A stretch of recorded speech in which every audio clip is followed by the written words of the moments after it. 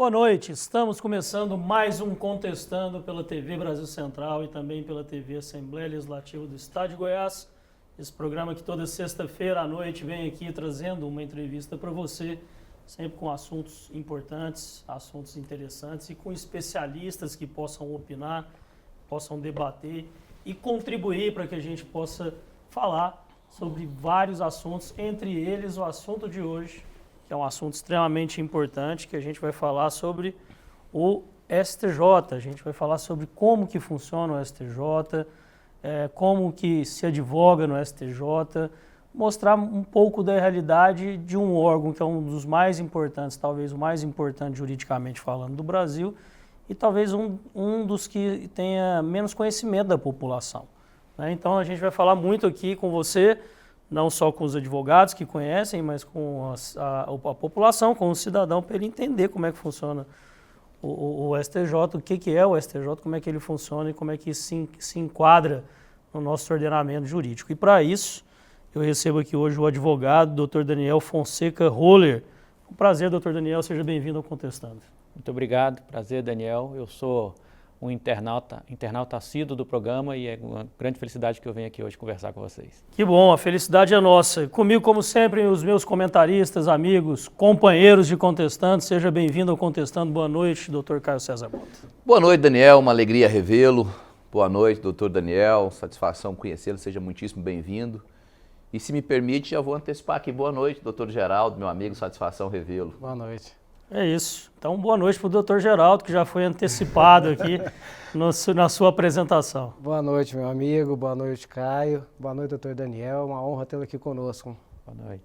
É isso. A gente vai falar muito com o Dr. Daniel sobre o STJ e um pouco sobre a carreira dele também, como a gente faz aqui sempre com os nossos convidados. Mas antes disso, eu vou pedir uma licencinha do Dr. Daniel, rapidinho, para a gente falar aqui sobre um evento importante que vai acontecer a semana que vem, um evento na área do direito condominal, onde nós temos aqui o especialista, o Dr. Caio César Mota. Então eu queria que ele falasse um pouco sobre o evento, sobre o que é o evento e também como que as pessoas podem procurar mais informações, se inscrever, qual que é o público desse evento. Conta aí um pouquinho para nós, Dr. Caio. Daniel, muitíssimo obrigado pelo espaço.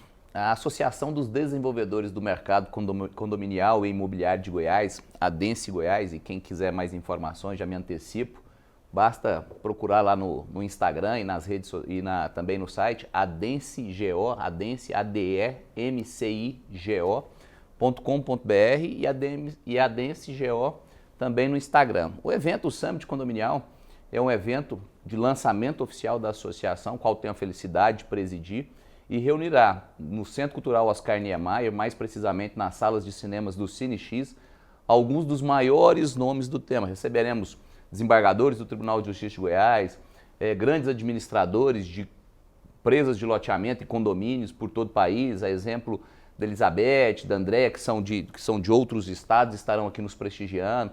O juiz federal Kleber Salles, receberemos ainda, temos a alegria de receber a doutora Rosângela e o Lamartine, que são presidente e conselheiros do CREA. Então, tudo que envolve a dinâmica de condomínio será apresentada ao público. O público é composto, na sua grande maioria, por síndico e administradores de condomínio, advogados, engenheiros, corretores de imóveis e todos aqueles que, de alguma forma, se afinizam com esse mercado. O público estimado lá é de 300 pessoas, Daniel, e se você tem interesse em participar, corre e garante suas inscrições, porque eu acredito que 95% das vagas já foram preenchidas até a presente data. É isso, então você que tem interesse, procura, o Instagram está aí embaixo, para você ter mais informações sobre esse evento e, como você disse, é um evento para advogados, para administradores de condomínio, engenheiros do mercado. Então, nós temos em Goiás, especificamente em Goiânia, um dos mercados imobiliários mais fortes, mais pujantes do país. Então, tenho certeza que vai ser muito interessante. E o local muito bem escolhido, viu? Oscar Niemeyer, que é a casa da Brasil Central, onde nós estamos instalados aí nessa nova gestão. O governador Ronaldo Caiado também, do presidente Reginaldo Júnior. Um abraço para ambos. Vamos lá então, vamos falar com o Dr. Daniel Fonseca Roller. Primeiro eu quero saber, Dr. Daniel, vou te chamar de Xará, como é que começou essa história no direito, de onde que veio? Daniel, eu venho de uma família eu tenho avós bacharéis em Direito, meu pai e minha mãe eram serventuários da Justiça, meu pai bacharel em Direito, minha mãe serventuária, tios advogados, primos advogados, então o mundo jurídico sempre existiu na minha vida. Agora é interessante porque eu sempre quis ser advogado. Eu, quando adolescente, ainda não conhecia direito, como funcionava o curso de direito, a formação, as pessoas perguntavam, o que você vai fazer em vestibular? Eu falava, vou fazer vestibular para advocacia. Então eu sempre tive o sonho de ser advogado.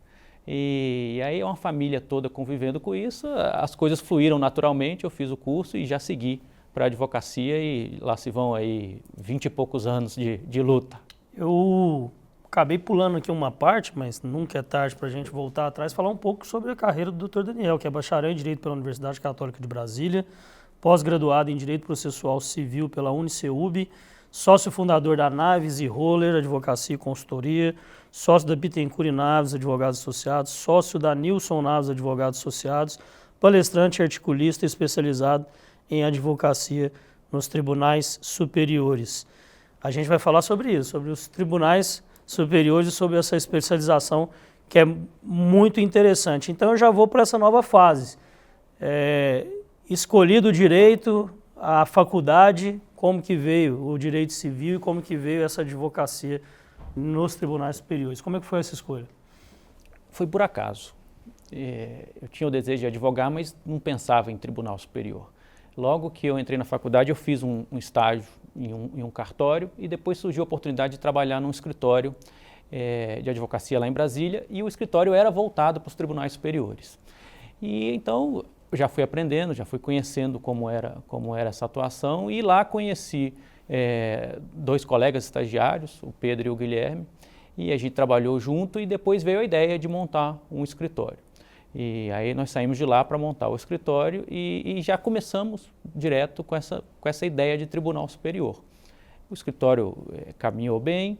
Em 2010, quando nós tivemos a honra de receber lá no escritório, é nosso sócio até hoje, o ministro Nilson Naves, que foi ministro do STJ durante 21 anos, presidente do tribunal, ele quando se aposentou foi para o escritório.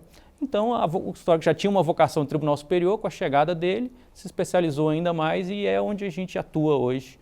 Essa área de atuação muito interessante e hoje nos tribunais superiores, principalmente no STJ, o escritório tem que ser especializado. São muitas regras, são muitas normas, são muitas questões técnicas que o escritório tem que realmente se dedicar àquilo ali porque não é fácil. Muda todo dia, então a gente tem que ter cuidado com isso. Eu costumo dizer, Dr. Caio, que a segunda o maior índice de escolha é justamente o que aconteceu com o Dr. Daniel. O primeiro é a advocacia de família. Seguir o que o pai ou que a mãe, que já tem o escritório, faz. O segundo é não saber nada e entrar num escritório, e já que o escritório trabalha com aquilo mesmo, vai ficando e faz uma carreira lá.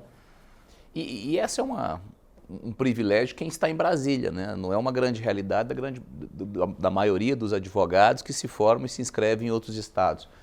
Porque a dificuldade do trânsito e a dificuldade de ter escritórios que atuam só nesse segmento, estando distante fisicamente, geograficamente.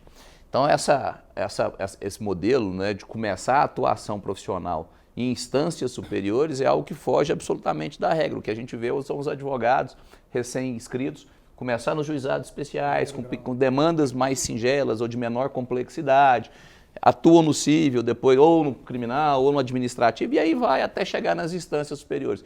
Então é até admirável saber que para muitos, né, especialmente Brasília, existe essa possibilidade de ver o direito por outro prisma, né? Inicialmente. Há países, inclusive, que há limitação mínima de idade, né? Você só pode advogar numa corte superior com X anos de formado.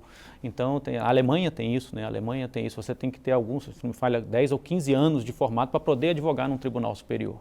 Então, a gente tem Brasília tem essa vantagem e hoje a gente tem o processo virtual, então acesso ao processo, tem a sustentação por vídeo, mas e há 20 anos atrás? O advogado tinha que ir para Brasília. Tinha que ir para Brasília. O advogado saía do norte, saía do sul e tinha que ir a Brasília, às vezes tirar uma cópia de um processo, às vezes pedir marcar uma audiência, enfim. Então era uma situação realmente difícil, a gente tem esse privilégio por estar em Brasília. E sua primeira sustentação oral foi no STJ? Foi no STJ. E como é que foi? Foi por acaso. um ministro, hoje aposentado, um ministro lá do STJ do Rio Grande do Sul, o ministro Ari Pargendler, eu marquei uma audiência com ele. Tinha 23 anos de idade. E marquei uma audiência com ele, o julgamento no dia seguinte. Ele me recebeu às 7 da noite e eu expliquei o caso para ele. E ele falou assim, esse caso é muito interessante. O senhor vai sustentar amanhã? Aí eu falei, não, ministro, não vou. Ele falou, por quê? Aí eu fui sincero com ele, disse, é porque eu nunca sustentei. Ele falou, pois então vá, faça a inscrição e vá sustentar. E aí eu virei uma noite sem dormir, evidentemente, e fui no outro dia, fiz a sustentação. Acabei ganhando o processo. Então foi assim, fui meio empurrado para a primeira sustentação. E aí depois seguiram várias e várias. Hoje eu já tenho quase mais de uma centena de sustentações no tribunal, mas foi por acaso mesmo. E é interessante porque a gente, quando sustenta a primeira vez no tribunal, e geralmente no tribunal do nosso estado, a gente já fica pensando na possibilidade de quando for no STJ ou quando for no STF, a gente fica criando esse cenário, essa expectativa, e o dele veio diferente, né? Depois do STJ, o resto. Não, acho que tira de letra. Eu advoguei durante um período antes de ir para o Tribunal de Justiça, antes de virar servidor público. E minha primeira sustentação oral foi através de um escritório que eu atuei aqui em Goiânia, um escritório grande que me contratou na época. A primeira sustentação oral são 15 minutos. Os primeiros 5 minutos eu gaguejei, atropelei e tal, até que eu consegui engrenar e explicar, mas fiquei muito nervoso, engraçado. E era no Tribunal de Justiça de Goiás. Você imagina você tá no STJ, no STF, né? Mas eu vou te falar, doutor Caio, olha, até hoje dá um friozinho na barriga, claro. A gente não perde mais o sono, já não deixa de dormir, mas a mão fica gelada, dá um friozinho na barriga, isso não passa não, isso a gente segue sempre com essa... E é isso que nos estimula, né? Isso que nos impulsiona. O dia que esse trem ficar frio a ponto de se tornar um indiferente, né? Eu acho que essa emoção que é o nosso desafio pessoal de quem está lidando com mais frequência com os tribunais, né? E como a gente tem telespectadores de todas as áreas, não só da área jurídica, eu quero começar por aí, para a gente falar um pouquinho, não só sobre esses termos, sustentação oral, mas o que é um tribunal superior. A pessoa, ela imagina, quando eu tenho que procurar a justiça, eu vou no fórum da minha cidade, eu contrato um advogado.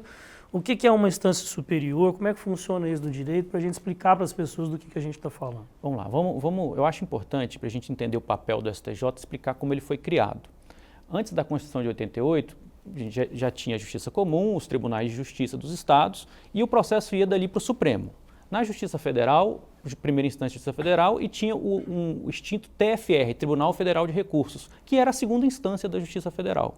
De lá o processo ia ao Supremo. Então, o que foi feito com a Constituição? Esse TFR ele foi extinto, se criaram 5 tribunais regionais federais, agora são 6, né? Criaram mais um há quase 1 ou 2 anos atrás, o da 6ª região, e passou a ser a segunda instância e criaram o STJ. Por que o STJ foi criado? Para uniformizar a aplicação do direito federal, o direito federal, leis, normas, decretos, o que não vem da Constituição, o que vem das normas é julgado pelo STJ. Então ele foi criado para uniformizar a aplicação do direito. Por quê? Veja bem, é muito normal, aqui no Tribunal de Goiás acontece todo. Numa turma, às vezes, você tem divergência. Um desembargador pensa de um jeito ou de outro, um ministro de uma forma. Imagine no país inteiro. O Tribunal do Rio Grande do Sul decidia de uma forma, o Tribunal do Rio de outra, o de Goiás de outra. Então o STJ foi criado, está lá na sua criação, para uniformizar a aplicação do direito. Olha, ele vai dar um norte para todos os tribunais de como devem ser julgados os processos. Então foi nesse contexto que surgiu o STJ, dar a palavra final com relação ao direito federal, ao direito infraconstitucional. Então é por isso que surgiu o tribunal, daí a importância dele. E é o tribunal que julga, tanto que é conhecido como Tribunal da Cidadania, porque é o tribunal que julga as causas do dia a dia. Eu falo muito, se tiver um acidente no seu carro, você precisar processar a pessoa que bateu no seu carro, esse processo pode chegar ao STJ. Jamais ele vai chegar ao Supremo, mas ele pode chegar ao STJ. Então, é o tribunal que julga problema de plano de saúde, de uma locação, caso um problema de locação, ele julga na área imobiliária. Então, é o tribunal do dia a dia. Por isso que ele é conhecido como Tribunal da Cidadania. E você tem, então, as etapas. Você tem um processo que começa na primeira instância, estadual, federal, passa pelos tribunais, e aí tem algo que a gente pode até aprofundar um pouquinho, mas onde se examinam as provas, é na primeira instância e é no tribunal. O STJ é uma corte que só examina direito, não reexamina prova, porque a função dele é exatamente falar o direito para que ele possa ser aplicado em todos os outros processos. Então, é onde se examina o direito. Agora você tem a figura do recurso repetitivo, que então ele passa a ser vinculante essa aplicação. Antes era uma orientação que deveria ser seguida, agora ele é vinculante. E é nesse contexto que surge, para desafogar um pouco o Supremo, tira do Supremo o contencioso legal, infraconstitucional, leva para o STJ e ele passa a orientar todos os tribunais do país como devem ser julgadas determinadas questões. E só para que o público entenda, doutor Daniel, ele funciona como o recurso de última instância, né, a última instância recursal, ou única também, quando julga processo de algumas autoridades, não é isso? Desembargadores, conselheiros do Tribunal de Conta, governadores. Governador de Estado. Então, aí ele funciona como da matéria criminal, dependendo, você ainda pode ir de alguma forma ao Supremo, habeas corpus, tudo, mas em tese seria única e última instância, assim como o Supremo é para deputados, senadores, presidente da República, seria o STJ para esses outros cargos, né? É porque a sociedade entenda o que é o foro de foro privilegiado, né, ou foro de competência. Então, existe no ordenamento jurídico as possibilidades de que seja examinado já por uma instância superior. E às vezes acho que a população não sabe o que é esse tal de foro privilegiado, que privilégio que esse cidadão tem que eu não tenho, né? É o privilégio de ser julgado por uma corte superior, mas eu questiono, será que é um privilégio, né? Será que você quer se defender? Será que não seria interessante que você pudesse ser avaliado por um juiz, depois por um tribunal e depois por um tribunal superior? Será que teria mais chance de defesa? Então é uma questão, é o foro privilegiado, mas eu não sei se é tão privilegiado assim. Ultimamente nós temos lá em cima, né? Nós temos uma discussão que está generalizada no nosso país como um todo, e ela não é política, ela é cotidiana, e se é uma vantagem ou não, e reclamação, inclusive, daqueles que respondem com foro privilegiado, como deputados, que dizem, inclusive, o contrário, né, que não deveriam responder somente ao Supremo, que isso isso prejudica o devido processo legal, prejudica você ter duas instâncias. Então, isso é uma reclamação que tem acontecido muito com relação ao que nós vivenciamos no país. É verdade. E do ponto de vista legal, já aproveitando a fala do Daniel, que me trouxe uma situação muito recente e acredito que tomou conta dos veículos de comunicação nas últimas semanas, que é a questão do X e a questão do Alexandre de Moraes, né? Essa questão do STF julgar os processos que envolvem o X. Eu vi até uma professora de Direito Constitucional de São Paulo falando, olha, isso é um dos maiores absurdos que se pode ter na história do STF, porque não seria competência dele, esse processo teria que ser analisado pelas instâncias inferiores ou passar pelo processo juiz de primeiro grau e tal. Como é que fica isso do ponto de vista legal, doutor Daniel? Bom, toda essa análise tem sido feita dentro daquele inquérito das fake news, né? Que ele começou para determinadas atitudes e ele foi crescendo. O Supremo, a verdade é que o Supremo tem chancelado, né, as condutas, né? A gente vê que as decisões do ministro Alexandre são levadas a plenário e normalmente são confirmadas com uma margem muito larga de votos, 8-2, 9-1. Então é difícil, porque o Supremo tem sempre a palavra final, né? E ele colocando isso, levando o julgamento colegiado e isso sendo ratificado pelos colegas é uma situação delicada. Mas realmente gera questionamentos, né? Gera questionamentos, porque o Supremo age, nesse caso, como instância única e sem que você recorre para quem de uma decisão dessa? Né? Para quem que você recorre? Quem pode rever um ato praticado? Então é uma situação delicada. É isso que a gente fala sobre se é uma vantagem ou não.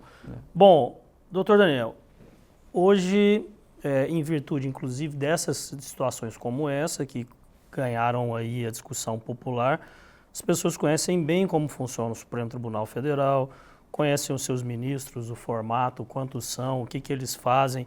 Vamos falar um pouco sobre o STJ também. Eu queria saber qual que é o formato do STJ, se funciona da mesma maneira do STF ou não. Explica pra gente. É um pouco diferente. O STJ tem 33 ministros. Você tem o presidente, o vice-presidente e o corregedor. Então, esses não julgam nas turmas, julgam apenas na corte especial. Então aí sobram 30 ministros que são divididos em 6 turmas.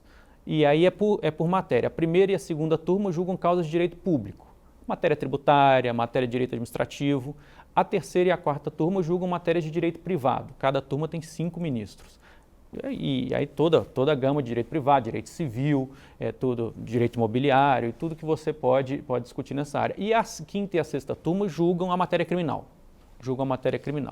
Você tem, então, 6 turmas com 5 ministros e você tem as sessões. As turmas aqui são mais ou menos o que são as câmaras, lá são mais ou menos o que são as câmaras no Tribunal de Justiça. E você tem as sessões, que são as reuniões das turmas. Primeira e a segunda turma, primeira sessão. Terceira e quarta, segunda sessão e assim segue. Os processos, como hoje em dia os repetitivos, são julgados nas sessões. São 10 ministros que fazem o julgamento. Então, toda a tese de repetitivo passa pelas sessões. E as turmas julgam os agravos, os recursos especiais, habeas corpus, as turmas criminais. É dessa forma que o tribunal funciona. Hoje o STJ passa pela dificuldade que todos os tribunais passam, da quantidade de processos, né? A ministra Maria Tereza, que era presidente, no encerramento agora em junho do semestre, ela levou números impressionantes. Estamos falando de quase 500 mil processos distribuídos em um ano no STJ e um aumento muito grande de processos, principalmente na área criminal, principalmente nos habeas corpus. Você tem uma demanda crescente de habeas corpus, porque o habeas corpus não tem filtro nenhum, né? O habeas corpus chega ao tribunal. Então a quantidade de processo imensa e o STJ está lidando, como todos os tribunais, com uma demanda gigantesca, né? Nós estamos falando de um tribunal nacional, né? Um país do tamanho do nosso, então a demanda é gigantesca. E por ser nacional, as demandas no estado já são altas, imagina, nacionalmente. Concentrar tudo, a ponta do funil, né? E falando por ser um órgão nacional, né? Como é que descreve para nós a composição, para que o pessoal possa entender sua pluralidade, né? Como é que ele é formado, a representatividade? Olha, ele é basicamente como funciona os tribunais de justiça. Ele é o tribunal, são 2 terços de magistrados, mas aí é uma divisão. 1 terço de magistrados federais, desembargadores federais, e 1 terço de desembargadores estaduais, e aí 1 terço dividido entre Ministério Público e advocacia. Então seriam 11 no caso, e aí alternam, em algum momento são 6 advogados, 5 procuradores e depois inverte. Essa é a composição do tribunal. O tribunal forma lista tríplice, encaminha ao presidente da República que escolhe. No caso de desembargadores federais e estaduais, eles se candidatam, apresentam um nome diretamente ao tribunal, e aí o tribunal escolhe. No caso tanto da OAB quanto do Ministério Público, se forma uma lista anterior, a lista sexta, porque encaminha ao tribunal, e aí o tribunal reduz para 3 e encaminha ao presidente da República. É da mesma forma que funciona os tribunais de justiça. Mas aí, por exemplo, a OAB é federal que faz isso. A federal, a OAB federal. Aí é só a OAB federal. Pois é, aí o advogado estadual pode indicar o nome lá na OAB federal e concorrer. Pode. Isso é bom para que a sociedade entenda, né, que 1 terço do STJ comporta advogados, procuradores de justiça e dos tribunais também de diferentes estados, né? A gente tenta ser o mais plural possível para a gente ter diferentes óticas, diferentes visões do aspecto legal, né? Sem dúvida, é muito importante. E o tribunal é muito plural, né?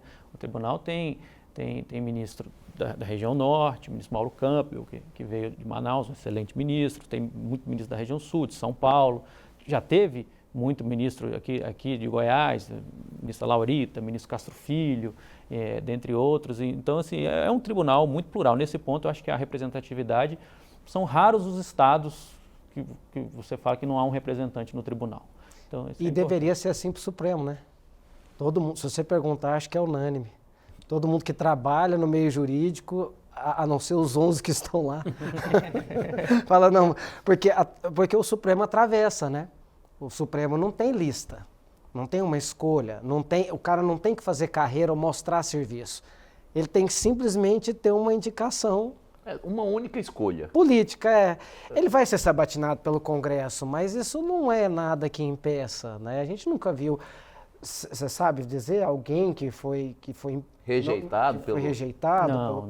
Então, parece que nunca aconteceu. É uma mera formalidade, né? Uma mera formalidade. E o presidente vai lá e escolhe. Então, inclusive, quando você vê a própria imprensa falando, ela fala assim, bom, se o Bolsonaro ganha, ele vai indicar fulano e fulano, né? Quando o Bolsonaro ganhou, porque vão surgir vagas, porque o fulano vai aposentar. Agora, se for o Lula indica fulano e fulano. Então, você faz contas políticas. faz contas políticas. Pensando em algo que deveria ser estritamente legal, jurídico. Já começa a se fazer esse tipo de conta, e eu vejo às vezes nas análises políticas, de olha, essa vertente política que está no poder não pode vencer na próxima eleição, porque senão vai indicar 3 ministros para o Supremo. E aí vão ficar tanto a tanto. Então a conta ela é feita politicamente e não juridicamente. O que o senhor pensa disso, doutor Daniel? Eu acho que a forma de entrada no STJ ela é a melhor. Porque você cria, primeiro, você tem essa pluralidade, depois você cria alguns filtros, né? Veja bem, então tem que ser magistrado, tem que ser advogado ou tem que ser membro do Ministério Público. E eles passam por crivos anteriores, crivo do órgão de classe, crivo do tribunal. Então é muito comum, a gente que frequenta o STJ quase todo dia, na época agora está tendo campanha para a lista do Ministério Público. A gente vai aos gabinetes dos ministros e encontra 7, 8, 9 candidatos aguardando para ter audiência com os ministros, entregar currículo, os ministros fazem entrevista, perguntam. Então, assim, eu acho que, de alguma forma, você cria uma situação melhor e mais qualidade na escolha, né? O Supremo, como falou, é uma indicação, a indicação em si é uma indicação política, né? Evidentemente que há grandes indicações, mas é uma indicação política, né? Então, essa forma é a melhor, é melhor. Muita gente critica, né? Muita gente critica a forma, mas eu sinceramente não vejo uma melhor do que essa que existe para o STJ, não. Existe muita diferença entre advogar nos tribunais, no Supremo Tribunal Federal e no Superior Tribunal de Justiça? Olha, hoje sim. Hoje o Supremo é um tribunal mais difícil de você advogar, é mais difícil de você marcar uma audiência, é mais difícil de você ser recebido, a demanda do Supremo é alta, são 11 ministros, é mais complicado. O STJ é um tribunal mais acessível, digamos assim. O STJ é um tribunal que você tem que se antecipar. Você não pode pedir hoje uma audiência para segunda-feira, mas você se organizando, você consegue ser recebido pela imensa maioria dos ministros, você consegue despachar, você precisa até mais de uma vez, enfim, sustentação oral também, o Supremo tem tido uma restrição para sustentação oral em alguns casos, o Supremo... Até questionáveis, né? Os critérios têm sido eleitos. Questionáveis. O Supremo julga muito matéria virtual, né? Mesmo processos de repercussão geral são muitas vezes julgados no plenário virtual. Lamentavelmente, na minha visão, o STJ aprovou agora numa plenária e também vai poder julgar recursos especiais, porque o STJ só podia julgar em plenário virtual agravo interno, agravo regimental e embargo de declaração, ou seja, recursos sem sustentação oral. Mas eles agora ampliaram, vai funcionar muito parecido ao Supremo, você vai poder julgar recurso especial, inclusive recursos repetitivos, você vai poder julgar. A sustentação oral vai ser gravada e enviado um arquivo para o tribunal. Então, isso afasta um pouco o advogado ali do dia a dia do tribunal, né? O julgamento virtual afasta um pouco o advogado. Sem dúvida. A presença é importante. Lá no escritório, a gente sempre opta por ir presencialmente. A sustentação oral presencial, você pode fazer por vídeo, eu sei que para alguns advogados de fora é até necessário, mas a presença ela é diferente. Você está ali, você está conversando, você poder despachar, entregar um memorial, é muito importante. E o Supremo é um tribunal um pouco menos acessível, digamos assim, do que o STJ. Eu não posso falar sobre isso, sobre sustentação oral, até porque trabalho no Tribunal de Justiça, mas se eu pudesse, eu diria para que fizesse, sabe? É porque eu brinco assim, os meus chefes, quanto menos sustentação oral, melhor, né? Porque eu entendo também, você imagina, são 15 minutos para cada advogado, se você tiver aí 20 advogados, né, faz as contas, 300 minutos, e aí você divide por 60, então são horas de sustentação oral, mas é um direito, né? E eu percebo assim que faz toda a diferença, a sustentação oral, até presencial, então, melhor ainda, se puder, né? É evidente que o advogado está no interior, não vai deslocar para Goiânia, ter esse custo todo, ele faz pelo Zoom, é permitido, né? Tá ao vivo, mas pelo Zoom. Mas a sustentação oral é muito importante. Eu já vi casos serem alterados oralmente. O desembargador falou assim, minha equipe fez um voto aqui, pelo desprovimento, mas eu estou provendo, porque eu acabei de checar aqui o que o advogado falou, li no processo, e realmente ele tem razão, sabe? E para quem nos acompanha, existe uma possibilidade muito boa, muito importante para o advogado e para as partes. E eu estou sustentando aqui perante o Dr. Geraldo, o Dr. Daniel Santana, e aí eu tenho a possibilidade de chamar a atenção, por exemplo, é normal que alguém esteja distraído, olhando, examinando outra coisa, sei lá, cansado. A gente chama, traz ele para o assunto, se dirige, ele busca o olhar. E eu já consegui, não raras vezes, que ele pedisse vista de um processo que eu sairia derrotado. De repente ele chama a atenção de um julgador, o julgador se interessa pela sua fala e fica inseguro em relação ao que está sendo decidido. E pede vista do processo. Você tem a oportunidade, depois de visitá-lo, apresentar com mais cautela os fatos, os elementos que embasaram a sua tese defensiva, né? ou que dão lastro ao recurso. Então, aos colegas advogados, é uma oportunidade ímpar e que acaba tendo prejuízo, sem dúvida nenhuma, por essa impossibilidade do olhar, da provocação, né? Provocação que eu falo no sentido de chamar a atenção. A gente vê muito, né, hoje em dia, vê muito falar que com a inteligência artificial o advogado vai desaparecer, a advocacia não vai ser da forma que era antes, e eu digo o contrário, eu falo, nunca o advogado foi tão importante. Nunca, porque com essa quantidade de processos que os tribunais têm, se não tiver um advogado atuante, que vai ao gabinete, que despacha, que entrega um memorial, que faça uma sustentação, o processo não é que ele vai ser mal julgado, mas você não vai ter, de repente, a atenção que você precisa para um caso específico. Porque a quantidade é imensa e eles têm que julgar os processos mesmo. Então, um advogado atuante, ele é muito importante, não tenha dúvida disso. E como o advogado não vive, o advogado não promete resultado, o advogado ele não tem como garantir o resultado, o advogado tem como garantir o bom trabalho. Então, você ir à tribuna e conseguir que o relator retire para examinar melhor, conseguir uma vista, você pode até perder depois, mas você fez o seu trabalho bem feito. Você fez aquilo que você prometeu ao seu cliente. Falou, eu quero que o seu processo vai ser analisado de uma maneira correta. Se vai ganhar ou não é outra história. Né? E acho que até para o julgador, o doutor Geraldo pode falar melhor que nós, que ele está mais próximo do julgador. Quando ele percebe que existe uma atenção do advogado, que o procurou, que pediu para que examinasse, o critério, acredito eu, que dá análise dos fatos, não só pelos elementos que estão sendo apresentados pelo profissional, pelo advogado, mas por saber do esmero, né? Falou, peraí, deixa eu analisar esse negócio com mais cautela, porque o advogado é cuidadoso, é zeloso. Pegando o gancho do Dr. Daniel, eu vou dizer do lado de dentro do tribunal, nunca deixe de apresentar memoriais. Né? O que é memoriais? É um resuminho ali, uma folha de A4, no máximo frente e verso, né? Se for possível, claro, tem recursos que são muito longos, mas você resume os temas principais do seu recurso. E leva ali um dia antes, 2 dias antes, e fala, vou sustentar e tal. Você gasta ali 5 minutos, entrega os memoriais, de preferência pessoalmente, e aí depois sustenta. Por quê? Você refresca a memória dele e lá no dia você coloca então ali para todos. Né? Faz diferença por quê? Vou dar um exemplo concreto. Eu auxilio o meu chefe, o desembargador Fábio Cristóvão, no órgão especial. Nós estamos no órgão especial. Então a gente ir lá, matérias criminais e cíveis, né? Porque nós somos da área criminal, mas lá... Depois você explica para quem nos acompanha o órgão especial para uma leitura. O órgão especial, o plenário são todos os embargadores. Então, alguns assuntos do Tribunal de Justiça são decididos pelo plenário. Aí você imagina os 72 reunidos. O órgão especial, eu não vou recordar agora, antigamente eram os 19 mais antigos de casa. Essa regra acabou. Hoje tem desembargadores recém-possados que participam do órgão especial. Se não me falha a memória, são 22, né? Mas eu posso estar errado. Então, esse grupo desses 20 desembargadores é que decidem algumas causas que têm uma determinada relevância. Então, por exemplo, o IRDR, né? Que equivale ao recurso repetitivo do STJ, que para quem está em casa eu explico.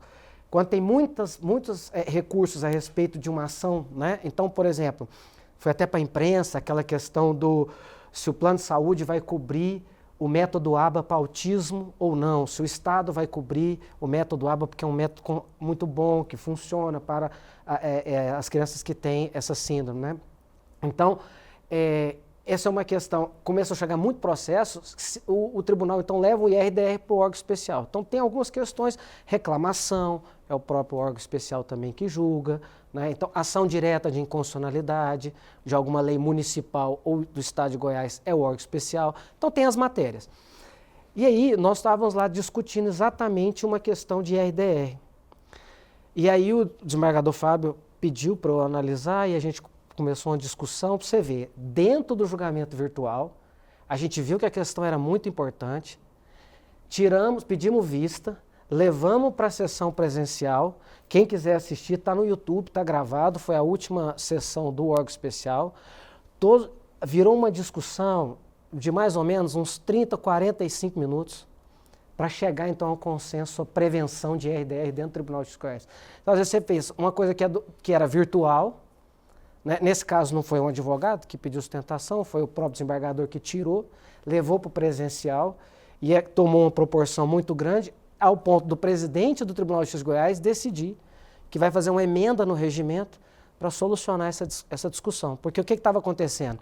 O desembargador que julgava o IRDR ficava prevento para todas as reclamações. Então, tinha um desembargador lá com 70. Aí entendeu-se que não é justo. Se tem o IRDR e já firmou o convencimento, então distribui normalmente, os outros vão só aplicar no caso concreto, né? Então, eu acho que memoriais, tentação oral, o pedido de vista, isso é muito importante para que o processo seja melhor avaliado. Não que o sistema virtual seja ruim. Você vê, a gente toma esse cuidado de olhar, às vezes é uma questão polêmica, mas quando o próprio advogado já percebe e leva para o presencial, com certeza ele vai colher algum lucro disso. E eu só acresceria a fala do Dr. Geraldo, que nas decisões colegiadas, submeta os memoriais a todos que vão participar do julgamento. Não se limite ao julgador, não, porque às vezes a surpresa vem de um colega, né? Sim, verdade. Bem acrescentado. O relator, evidentemente, que o voto dele tem um peso, ele que está com o processo na mão, ele que estudou, mas os votos valem o mesmo, né? O relator votando de uma forma, um vogal votando é a mesma coisa, né? Esses procedimentos são cumpridos também no Supremo ou existe diferença?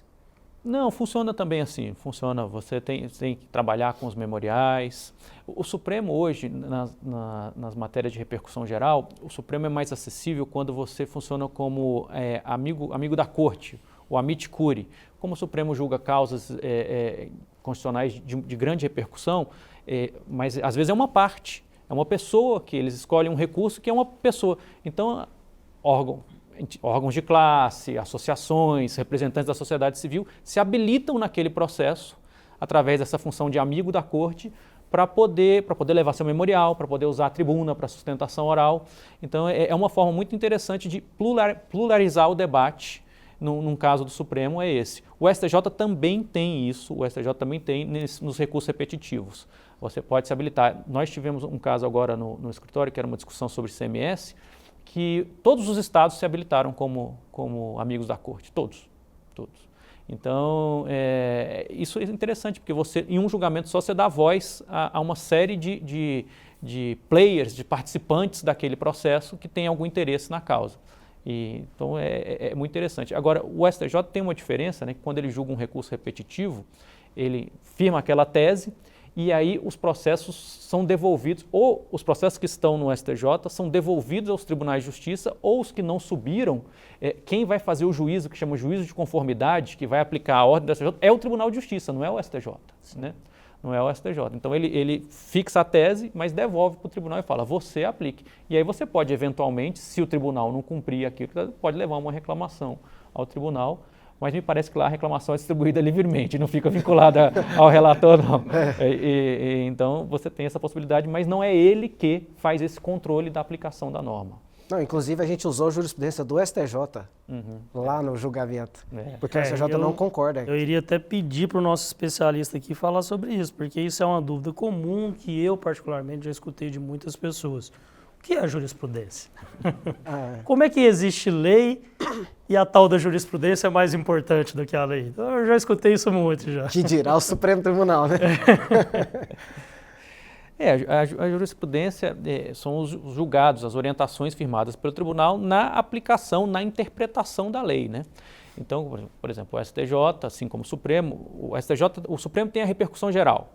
Então, quando ele decide, é vinculante o efeito. Todas as instâncias do Poder Judiciário têm que aplicar. No STJ vai ser assim. Já foi aprovada agora em 2021 a PEC da relevância. Falta regulamentação, eles ainda não estão exigindo, mas vai funcionar como do Supremo. Você vai ter que fazer uma preliminar e você vai ter que demonstrar que o seu caso tem uma relevância para ser julgado pelo STJ. Então, eu vou te dar um exemplo, uma briga entre dois vizinhos, uma ação de indenização. Essa ação não vai chegar ao STJ, porque ela é uma coisa entre particulares para se resolver um problema. Agora, você pode ter uma ação particular sua, que é discutindo com relação a um medicamento de um plano de saúde. Ainda que seja sua particular, isso pode chegar, porque você vai demonstrar relevância. Você fala, olha, o meu caso é esse, mas discutir se o plano de saúde é obrigado ou não a arcar com determinado medicamento é algo que vai impactar vários outros processos, vai impactar a sociedade, mas você vai ter que fazer essa demonstração. Você vai passar. Então é um novo filtro criado. A gente usa esse termo, essas questões técnicas que impedem que o processo chegue, a gente chama de filtro, ou chama de jurisprudência defensiva, mas normalmente a gente fala em filtro. Então é um novo filtro que está surgindo. Estima-se que em torno de 30% a 40% dos processos que hoje chegam ao tribunal não vão mais chegar por conta desse filtro. Então é muita coisa. Você fala de 500 mil processos, você está falando de quase 200 mil processos que não vão mais chegar ao tribunal. Então é uma questão interessante esse filtro, e ele tem algumas hipóteses em que ele não é aplicado, a relevância. Ações penais, ações de improbidade administrativa, interessante, ações que envolvam inelegibilidade, o Congresso aprova, mas inclui lá a inelegibilidade, pode chegar. Ações de inelegibilidade e aí tem um critério financeiro também. Causas acima de 500 salários mínimos, ela chega ao tribunal, ela presume-se a relevância. Então, esses casos continuam passando direto, mas esses outros você vai ter que demonstrar a relevância. Vai funcionar muito parecido como é no Supremo hoje, com a repercussão geral. E essa questão dessa fixação, assim, dos outros aspectos, tirando o que você muito bem já trouxe, que é a questão da inelegibilidade, que aí é uma defesa, é uma advocacia, uma atuação em defesa própria do parlamentar, né? Essa questão da parametrização dos valores, ou seja, 500 salários mínimos. Porque nós vivemos num país com dimensões continentais e a realidade é a mais diversa possível.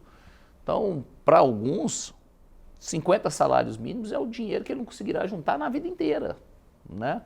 E aí se estabelece um piso de 500 salários que contempla uma parte pequena da população, né? Acaba sendo um filtro muito rígido. Sem dúvida. O único detalhe é esse, é que o de 500, acima de 500 salários, ele passa automaticamente pelo filtro. Abaixo disso, você vai ter que demonstrar a relevância. Então, ele pode ainda chegar, mas é como eu falei, você vai ter que demonstrar que aquela causa discutida ali, o tema discutido, tem algum impacto relevante na sociedade. Então, o STJ está reforçando a posição dele de um tribunal que vai julgar causas de repercussão, causas que fixem orientação a todos os outros tribunais. Então é esse ponto que vai acontecer com a Eu fico imaginando, por exemplo, O advogado já sofreu com a súmula 7 agora? Não, súmula 7 já virou fichinha perto disso, né? Mas é porque eu fico imaginando assim, uma pessoa que compra uma casa popular, né? Então, uma coisa pequena, tal, sei lá, menos de 100 mil reais.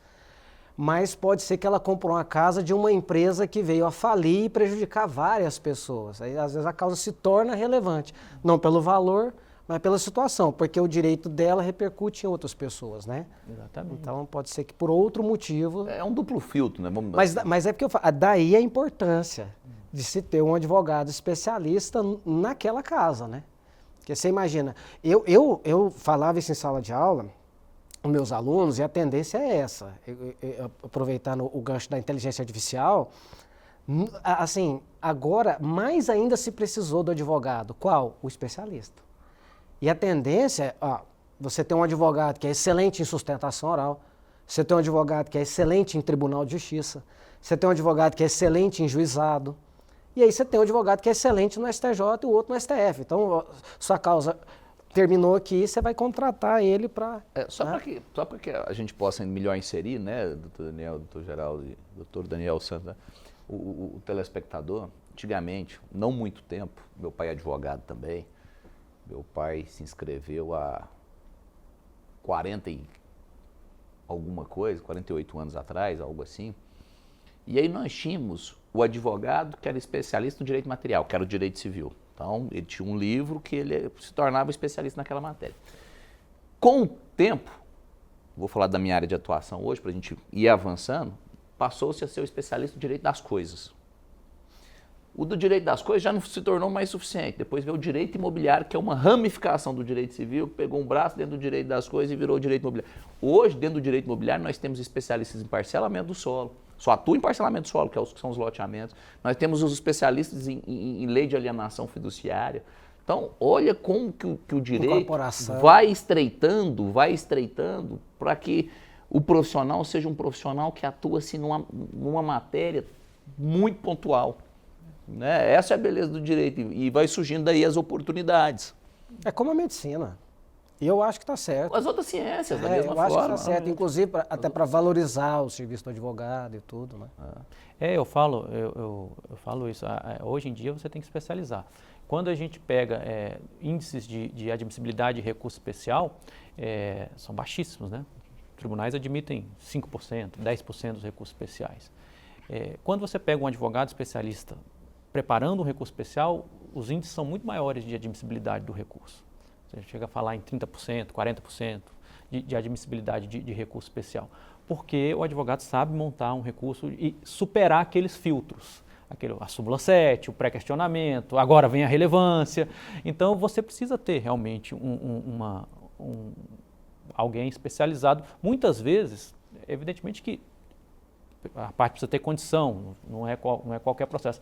Mas muitas vezes você tem na mesma causa 3, 4 advogados, dependendo do tribunal que você está atuando, dependendo de onde você está atuando, um especialista aqui, um especialista no tribunal, um especialista em Brasília, porque é necessário para uma atuação detalhada, né? A justiça ela também está se especializando, né? Você tem nos gabinetes dos ministros assessores especializados em determinados temas, então a gente tem que especializar junto, a gente tem que acompanhar isso. E me chamou, a primeira vez que eu me deparei com uma situação dessa, assim, desse compartilhamento de atribuições dentro do mesmo processo, eu fiquei perplexo. Eu falei, tinha talvez dois dos maiores escritórios que atuam no direito criminal aqui no nosso estado. Um cuidou da fase de inquérito, o outro cuidou da fase processual e instância superior tinha um terceiro escritório. Eu falei, gente, quantos escritórios grandes envolvidos no mesmo fato, na mesma demanda, né? Queria, para a gente já encaminhar, falar sobre um último assunto, que são os embargos de divergência. Eu queria que você nos explicasse o que são os famosos embargos de divergência. O embargo de divergência, ele é um recurso interessante porque ele só existe no STJ. Bom, eu disse no começo que o STJ foi criado para uniformizar a aplicação do direito. O problema é que, em algumas hipóteses, nem o STJ se entende. Os próprios ministros um entendem de uma forma, outro entende de outra. E aí, como que você soluciona isso? Com os embargos de divergência. Quando você tem decisões tratando do mesmo assunto, e uma turma do tribunal decide de uma forma, outra de outra, você tem um recurso específico que você leva para aí depende, você pode levar para a corte especial ou até para a seção, depende de onde vem a divergência, e então você leva e pede ao tribunal. Qual é a orientação final? Qual é a orientação do tribunal? É essa ou é essa? E o tribunal vai decidir. Então é um recurso muito interessante para uma corte que é a corte de precedentes, a corte que informa aos tribunais do país como deve ser julgado. E ele só tem no STJ.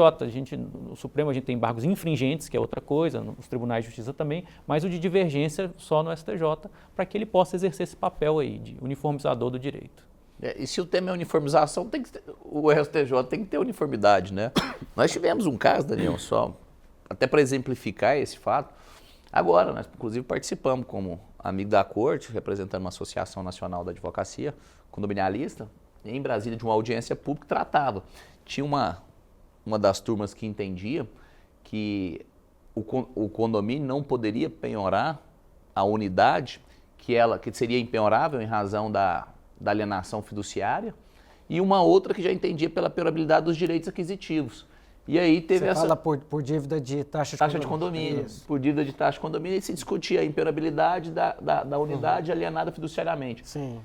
E aí, essa questão ficou dividida. Abriu-se a possibilidade, então, de uma audiência pública. Aí a gente vê o tamanho do lobby dos bancos, né? E essas oportunidades que envolvem interesse financeiro das instituições financeiras. Febraban, aí Ficou pela impenhorabilidade?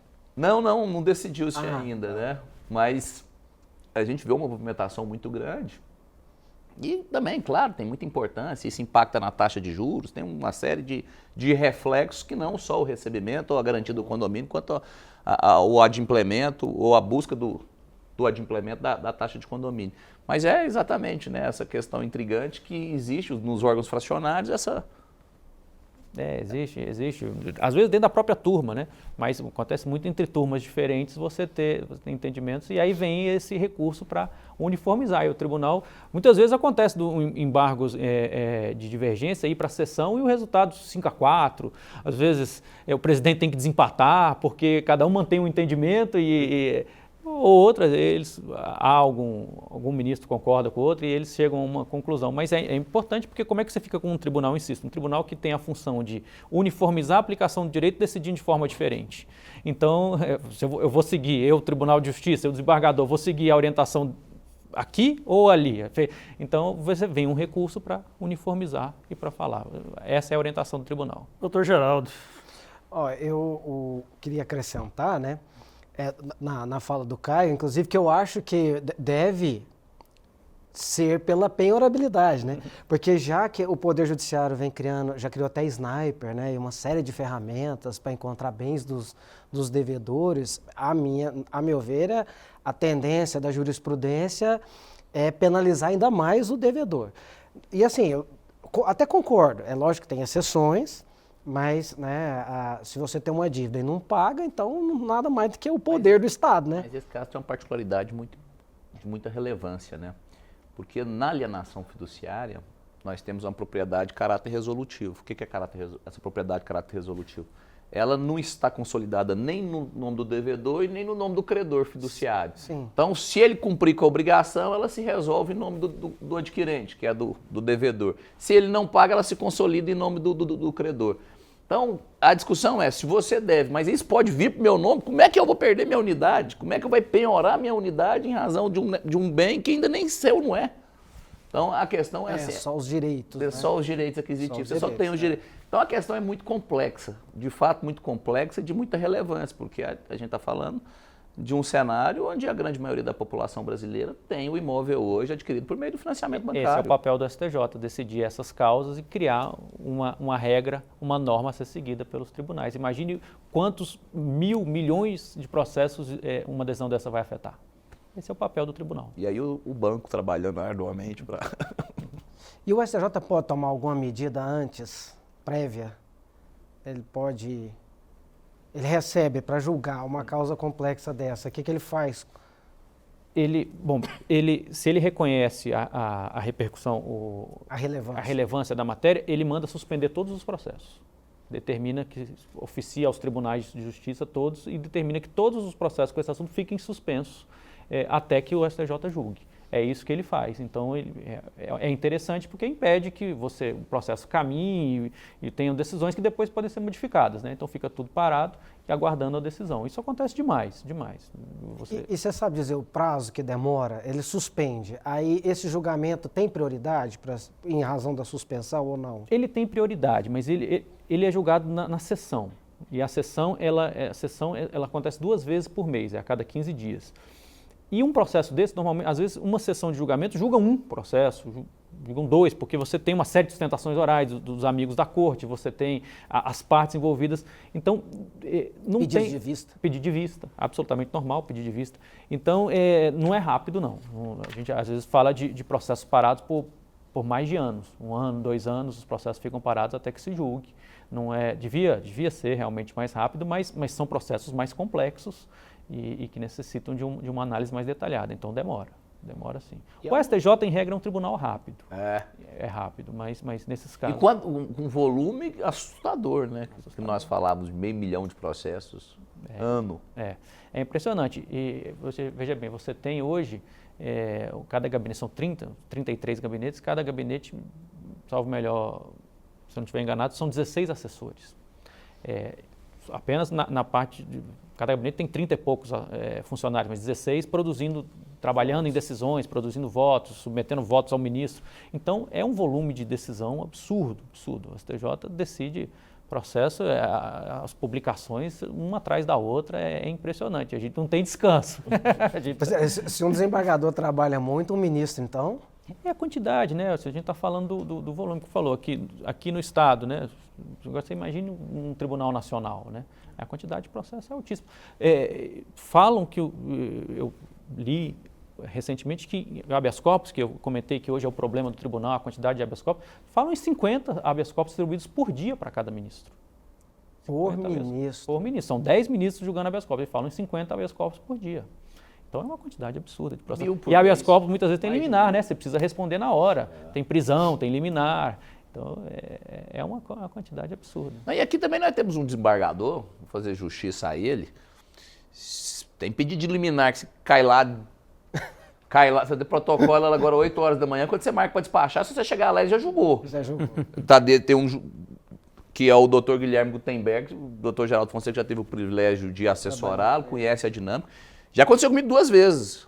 Eu ligar e tentar despachar no mesmo dia, na que chegar lá, falar, como se diria, perdeu o objeto, já julgaram. A liminar já está pronta. Já tá pronta. É. A presidência, só para completar, a presidência do tribunal julga, no recesso de julho, por exemplo, quem responde é a presidência e julga os habeas corpus preliminares. São 3.000 habeas corpus em 30 dias para ser analisado pela presidência. Sanidade, né? É difícil. Louco. É difícil você exigir, e olha o que acontece, mas é difícil você exigir qualidade.